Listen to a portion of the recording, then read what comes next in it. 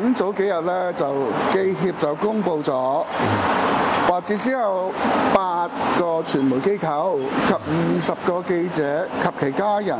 被稅局查稅，當中現任記協主席鄭家瑜被追收40萬，係佢7年前記者年薪嘅2倍。佢就打電話去稅局查詢，佢就獲到回覆話，因為係追討期限嘅7年期限將到，所以呢個銀碼係寫住先嘅啫。咁啊，阿星哥，咁啊，對於呢件事你有咩回應啊？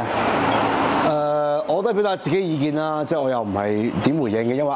即係我又唔係稅局，我又唔係記協嘅而家即係執行委員會嘅人啦。即係我覺得我本身咧其實都有被查嘅，因為查記協嘅時候咧係一定會查埋主席嘅。咁查記協嘅稅咧，其實上一年度已經開始緊嘅，因為我仲係做緊主席嘅時候，咁我就被邀請咗去稅務局嘅總部16樓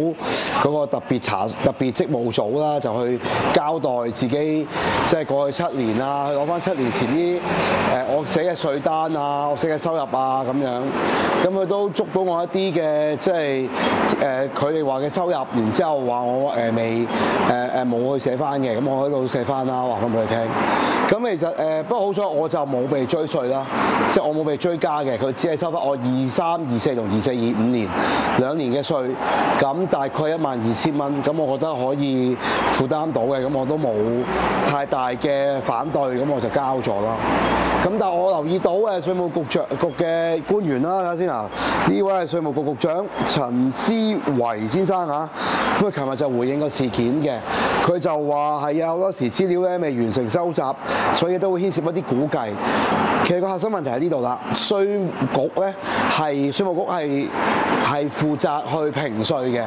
佢對香港社會係了解嘅，佢係公務員嚟嘅，佢係經過考核而入去稅局做嘅，佢哋有專業知識嘅，佢哋知道香港嘅情況嘅。譬如佢問一個醫生攞稅，佢唔會嗰一個醫生只得2、3萬人工啦，係咪？即係鄭家瑜去攞呢一個人工嘅時候，佢即係啱入職嘅記者嚇，一個做本地傳媒嘅記者，跟住有幾多錢人工，其實大家都估計到，現實都係嘅。咁好簡單啦，佢成個嘅年薪加埋都唔夠2萬蚊一個月啦，咁好符合現時嘅行情啦。咁其實即係就係咁樣咯，即係點樣去估到一個人由40萬變咗60萬咧？咁樣咁係唔合理咯。即係嗰件事你係可以估，但係你估係你係有專業，你係專業㗎嘛？你係即係有法定嘅權力，亦都有各樣嘢俾你要求去估得到㗎嘛？點解你會估一個金額出嚟係好似俾人咁講得求其嘅咧？係冇任何嘅事實基礎嘅咧？係唔清唔楚咧？而最大嘅問題就係點解呢個估計嘅錯誤點解可以就係出現喺一啲所謂嘅非主流嘅同政府關係不佳嘅傳媒嗰度咧？